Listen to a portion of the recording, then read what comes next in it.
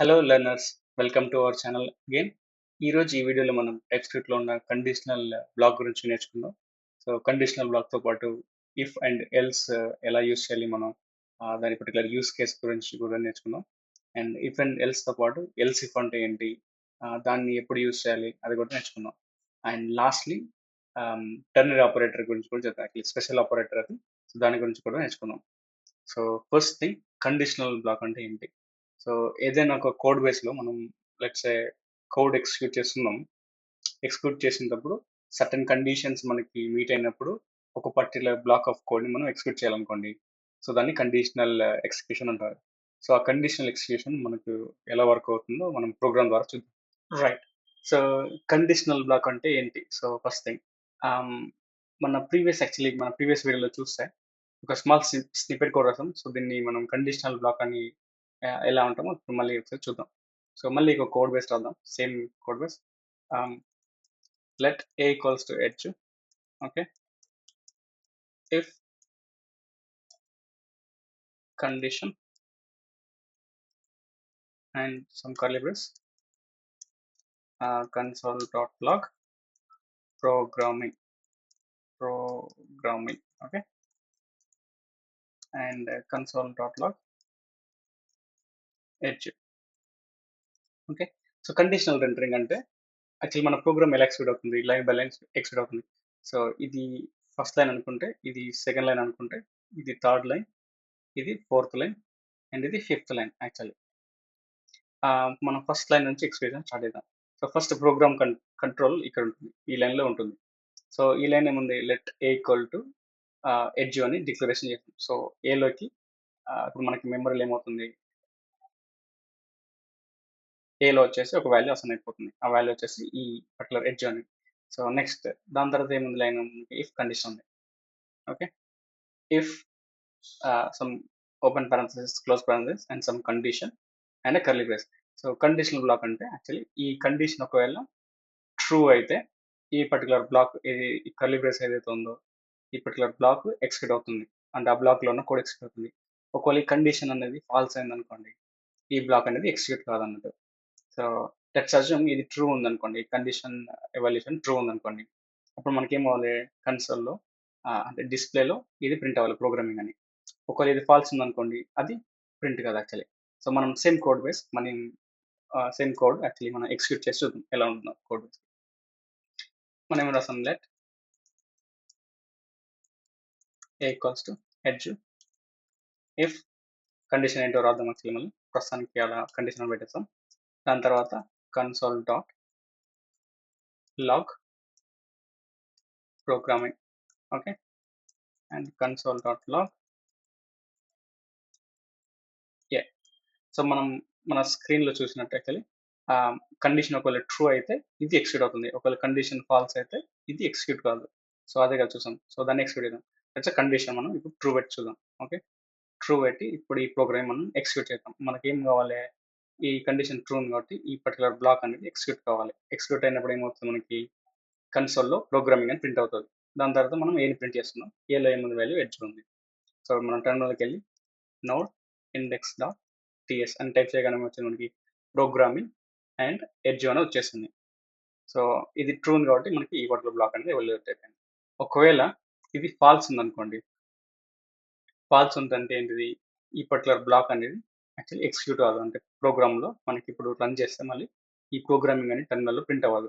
Actually మీరు చూస్తే ఈ పర్టికులర్ ఎడిటర్లో ఇది యాక్చువల్లీ గ్రేడ్ అవుట్ అయిపోయింది. అంటే కలర్ చూస్తే ఇప్పుడు దీనికి డిఫరెన్స్ గ్రే అవుట్ అయిపోయింది.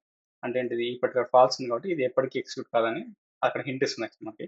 బట్ సేమ్ మనం రన్ చేసి చూద్దాం ఏం జరుగుతుంది. చూస్తే మనకి ఓన్లీ ఎడ్జ్ మాత్రమే ప్రింట్ అయింది. సో ఎడ్జ్ ఒకటి ఎందుకు ప్రింట్ అయిందంటే ఈ పర్టికులర్ కండిషన్ ఫాల్స్ ఉంది కాబట్టి ఇది మనకి ఎక్స్క్యూట్ కాదన్నట్టు. సో ఇది ఇఫ్ కండిషన్. సో మనం దీన్ని ఇంకొక simplified version or basic example చూద్దాం. Okay, right. So let's say మనం ఇప్పుడు సింపుల్ ప్రోగ్రామ్ ఉందాం. సో మనకేం కావాలి, యాక్చువల్లీ ఏజ్ అనేది ఒక నంబర్ తీసుకొని ఆ నంబర్ గ్రేటర్ దాన్ 18 ఉంటే వాళ్ళు ఎలిజిబుల్ ఫర్ ఓటింగ్ అని, ఒకవేళ లెస్ దాన్ 18 ఉంటే వాళ్ళు నాట్ ఎలిజిబుల్ ఫర్ ఓటింగ్ అని మనకి డిస్ప్లేలో ప్రింట్ అవ్వాలి. సో ఆ ప్రోగ్రామ్ ఎలా రాస్తామో ఇఫ్ ఎల్స్ యూస్ చేసి అది రాదాం ఇప్పుడు. ఓకే, మనం ఏం చేయాలి, first thing let age equal to ఒక ర్యాండమ్ ఎగ్జాంపుల్ తీసుకుందాం. Let's assume 23. ఓకే. 223 అన్ని ఇయర్స్ ఉండరు. But okay. Let's say 23.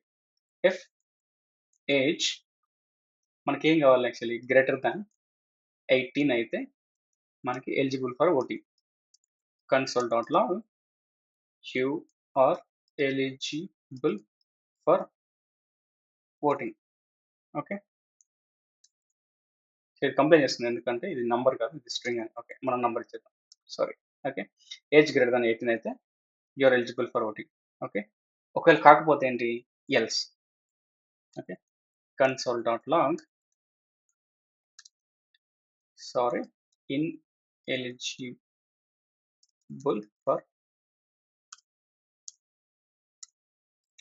For voting. Okay. So actually TypeScript లో ఇఫ్ ఎల్స్ అంటే యూసేజ్ ఇదే అన్నట్టు. సో ఏదైనా ఒక కండిషన్ మెట్ అయినప్పుడు మనకి ఒక పర్టికులర్ కోడ్ ఎగ్జిక్యూట్ అవ్వాలి. ఒకవేళ కండిషన్ ఫాల్స్ అయితే ఇంకొక పర్టికులర్ కోడ్ ఎగ్జిక్యూట్ అవ్వాలి. సో దాన్ని కండిషనల్ ఎగ్జిక్యూషన్ అంటారు. Or conditional control flow. అలా అలా కండిషన్ యూసేజ్ యాక్చువల్లీ మన ప్రోగ్రామ్ కంట్రోల్ ఫ్లోని చేంజ్ చేయడం అన్నట్టు. సో ఇప్పుడు మనకి ఇప్పుడు ప్రోగ్రామ్లో ఇది రన్ చేస్తే ఏమని ఎక్స్పెక్ట్ అవుతుంది? మన ఏజ్ 23 పాస్ చేస్తాం కాబట్టి 23 అనేది గ్రేటర్ దాన్ 18. సో ఇది గ్రేటర్ దాన్ కాదు, greater than equals. So age 23 greater than equals to 18 కాబట్టి మనకి ఇది you are eligible for voting అని ప్రింట్ అవుతుంది. ఓకే, అది ఎగ్జిక్యూట్ చేసి చూద్దాం మనం. నోడ్ ఇండెక్స్ డాట్ టిఎస్ చూసే ఇక్కడ you are eligible for voting అని వచ్చేసింది. ఓకే. ఇప్పుడు లెట్స్ మనకి 60 ఇయర్స్ తర్వాత యు ఆర్ సీనియర్ సిటిజన్ వస్తుంది. సో మన మన ఏజ్ నెంబర్ని బట్టి మరి సీనియర్ సిటిజన్ లేదంటే సీనియర్ సిటిజన్ కాదా అనేది చూద్దాం. సో దాన్ని ఎలా రాస్తున్నాం? Age less than equals to age greater than equals to 60 అయితే you are senior citizen. Okay. ఒకవేళ కాకపోతే you are not senior citizen. Okay. So ఇది మన ప్రోగ్రామ్. ఇప్పుడు మళ్ళీ మనం ఎక్స్పెక్ట్ చేసే వస్తుంది age 23 greater than equals to 60 అవుతుందా? కాదు. సో ఈ కండిషన్ ఏమవుతుంది? ఫాల్స్ అవుతుంది. ఫాల్స్ అయినప్పుడు మనకి ఈ బ్లాక్ ఎక్స్క్యూట్ అవుతుందా? అవ్వదు. అప్పుడు మనకి ఏం ఎక్స్క్యూట్ అవ్వాలి? ఎల్స్ బ్లాక్ ఎక్స్క్యూట్ అవుతుంది. You are not senior citizen. So ఇప్పుడు ఈ ప్రోగ్రామ్ మనం రన్ చేద్దాం. నోడ్ ఇండెక్స్ డాట్ టిఎస్ చూస్తే you are not senior citizen. ఎందుకు? మన age 23 is not greater than 60 కాబట్టి మనకి you are not senior citizen అని వచ్చింది. సో ఇది ఇఫ్ అండ్ ఎల్స్ యూసేజ్. మనం ఫస్ట్ మాట్లాడుకున్నట్టు కండిషన్ బ్లాక్ అంటే ఏంటో చూసాం, అండ్ ఇఫ్ అండ్ ఎల్స్ కూడా చూసాం. ఇప్పుడు ఎల్స్ ఇఫ్ అంటే ఏంటి? సో దాని గురించి కూడా చూద్దాం. రైట్. సో అది మన ఇఫ్ అండ్ ఎల్స్ యొక్క యూసేజ్. ఇప్పుడు ఎల్స్ ఇఫ్ ఎలా యూస్ చేయాలో చూద్దాం. సో ఇఫ్ అండ్ ఎల్స్తో పాటు మన ఎల్స్ ఇఫ్ యూస్ కేస్ చూద్దాం. సో ఫస్ట్ ఒక బేసిక్ ఎగ్జాంపుల్తో స్టార్ట్ చేద్దాం. ఏమని మన ప్రాబ్లం స్టేట్మెంట్ ఒకవేళ ఎక్స్ ఈక్వల్ టు వై అయితే మనకి టర్మినల్లో అంటే ఈక్వల్ అని ప్రింట్ అవ్వాలి. ఒకవేళ ఎక్స్ గ్రేటర్ దాన్ వై అయితే ఎక్స్ ఇస్ గ్రేటర్ అని ప్రింట్ చేయాలి. ఒకవేళ ఎక్స్ లెస్ దాన్ వై అయితే వై ఈస్ గ్రేటర్ అని ప్రింట్ అవ్వాలి. సో ఇది యాక్చువల్లీ మన ప్రోగ్రామ్. దీన్ని మనం if and else if use చేసి ఎలా చేస్తామో చూద్దాం. సో ఫస్ట్ థింగ్ మనకి ఏంటిది? 2 వేరియబుల్స్ కావాలి. Let x equals to 10, let y equals to maybe 9. Okay. ఇప్పుడు మన ప్రోగ్రామ్ ఏంటి? If x equals to y అయితే console.log both are equal. Okay. ఇప్పుడు మనం ఓన్లీ ఎల్స్ మాత్రం రాయాలి, ఎందుకంటే ఇప్పుడు ఎల్స్ మాత్రం రాస్తే ఏమొస్తుంది మనకి ఎక్స్ గ్రేటర్ ఉందో వై గ్రేటర్ ఉందో తెలియదు. సో దాన్ని తెలియడానికి ఏం చేస్తాం మనం? ఎల్స్ ఇఫ్ అని రాస్తాం. ఓకే. ఎల్స్ ఇఫ్ అని రాసి else if x greater then y అయితే console.log ఎక్స్ ఈస్ గ్రేటర్. చూస్తే మనకి ఏమొచ్చింది? ఇప్పుడు ఎక్స్ ఈక్వల్ టు వై అయితే console.log both are equal అని రాసాం. ఎక్స్ గ్రేటర్ దెన్ వై అయితే మనకి ఎక్స్ గ్రేటర్ అని వచ్చింది. సో ఇక్కడ చూస్తే మనకి ఎల్స్ ఇఫ్ యూసేజ్ ఏంటంటే ఈ కండిషన్ కాకపోతే ఈ కండిషన్ ఒకసారి చెక్ చేయని అర్థం. అలా ఒకవేళ కాలేదు, ఈ రెండిట్లలో ఏది కాలేదు అంటే ఏమనుకుంటాం మనకు console dot log y is greater అని అర్థం. సో యాక్చువల్లీ మ్యాథమెటికల్ చూసుకుంటే ఎక్స్ ఈక్వల్ టు వై అయితే both equal, x greater then y అయితే ఎక్స్ ఇస్ గ్రేటర్, ఒకవేళ కాలేదంటే వై ఇస్ గ్రేటర్ అని అర్థం. సో ఇది మనం ఇప్పుడు ప్రోగ్రామ్ రన్ చేస్తున్నాం, ఏమొస్తుంది. Okay, node index dot TS. ఇక్కడ చూస్తే ఎక్స్ ఇస్ గ్రేటర్ అని వచ్చింది. ఎందుకు వచ్చింది మనకి ఎక్స్ అనేది గ్రేటర్ వచ్చింది. ఇప్పుడు ఎక్స్ని మనం 1 ఇద్దాం. మనకు ప్రోగ్రామ్ రన్ చేస్తే ఏమొస్తుంది, వై ఇస్ గ్రేటర్ అని వస్తుంది. ఎందుకు, ఎక్స్ కంటే వై వాల్యూ గ్రేటర్ ఉంది కాబట్టి. సో దాని ఎక్స్క్యూషన్ ఎలా అవుతుందో చూద్దాం. x1 y9, సో ఇక్కడ 1 వస్తుంది, ఇక్కడ 9 వస్తుంది. 1 ఈక్వల్స్ 9 అవుతుందా, కాదు, కాబట్టి బోత్ ఆర్ ఈక్వల్ కాదు. ఇక్కడ మళ్ళీ 1 వస్తుంది, ఇక్కడ 9 వస్తుంది. 1 గ్రేటర్ దెన్ 9 అవుతుందా, కాదు. సో ఇది కూడా ఎక్స్క్యూట్ కాదు మనకి. ఇక్కడ ఏమొస్తుంది, ఈ రెండిట్లో ఏ కండిషన్ క్రైటీరియా సక్సెస్ కాలేదు కాబట్టి రిమైనింగ్ కేసులో ఎల్స్ ఎక్స్క్యూట్ అవుతుంది. సో వైస్ గ్రేటర్ దాన్ వచ్చేస్తుంది ఆటోమేటిక్గా. ఒకవేళ రెండు ఈక్వల్ ఇచ్చామనుకోండి, మనకి ఏమొస్తుంది అప్పుడు, ఇక్కడ 1 ఇక్కడ 1, సో 1 ఈక్వల్ టు 1 కాబట్టి బోత్ ఆర్ ఈక్వల్ వస్తుంది. సో ఈ ప్రోగ్రామ్ మనం రన్ చేస్తుంది. Node index dot TS, both are equal అని వచ్చేసింది మనకి. రైట్, సో అది conditional block, if and else is యొక్క usage. So lastly important thing, ternary operator. So ternary operator అంటే ఏంటి, అది ఇప్పుడు మనం ఎగ్జాంపుల్ చూద్దాం. ఎగ్జాంపుల్ చూసిన తర్వాత మనకి అర్థమైపోతుంది. సో ఈ పర్టికులర్ కోడ్ బేస్ చూస్తే మనకి కొంచెం లెంతీ అండి, అండ్ ఇఫ్ ఎల్స్ రాయడం అనేది కొంచెం లెంతీ అవుతుంది.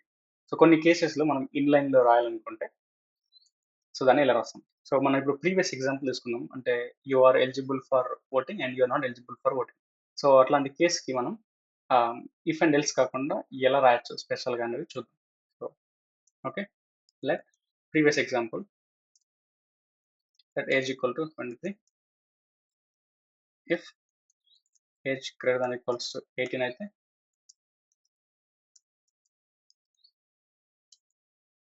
you are eligible for voting. Okay, ఒకవేళ కాలేదు అంటే, కాకపోతే you are not eligible for,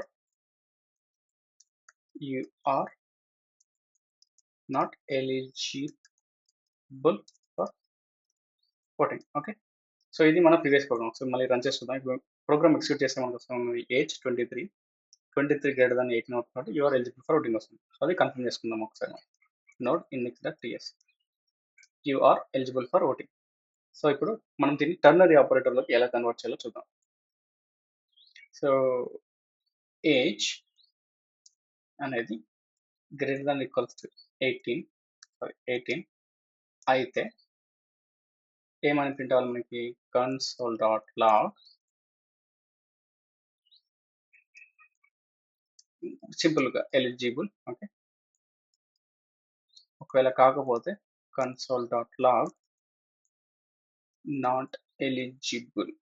okay, ఇప్పుడు మనం ఇది కామెంట్ చేద్దాం. సో ఇప్పుడు లైన్ బై లైన్ మనం ఎక్స్ప్రెషన్ చూద్దాం, అంటే ఏంటి ఇది ఎలా ట్రాన్స్లేట్ అయింది అని. సో ఇక్కడ చూస్తే మనకి ఫస్ట్ది కండిషన్ ఉండింది. ఫస్ట్ ఇక్కడ వచ్చేసి కండిషన్, దాని తర్వాత క్వశ్చన్ మార్క్, దాని తర్వాత ఒకవేళ ఇది ట్రూ అయితే ఏం ఎక్స్క్యూట్ కావాలి. Okay, success. ఓకే, ఒకవేళ కండిషన్ అనేది ట్రూ అయితే ఇది సక్సెస్ సినారియో, ఒకవేళ కండిషన్ అనేది ఫాల్స్ అయితే ఇది failure scenario. Okay, failure scenario. So ఇప్పుడు ఇది యాక్చువల్లీ మన సింటాక్స్ ఈ టెర్నరీ ఆపరేటర్కి. ఫస్ట్ కండిషన్ ఉంటుంది, దాని తర్వాత క్వశ్చన్ మార్క్, ఒకవేళ ఈ కండిషన్ అనేది ట్రూ అయితే ఏం కావాలి, ఒకవేళ కండిషన్ అనేది ఫాల్స్ అయితే ఏం కావాలనేది కోలన్ తర్వాత ఉంటుంది. సో సేమ్ సింటాక్స్ మనం మళ్ళీ చూస్తే age greater than equals to 18 అనేది కండిషన్.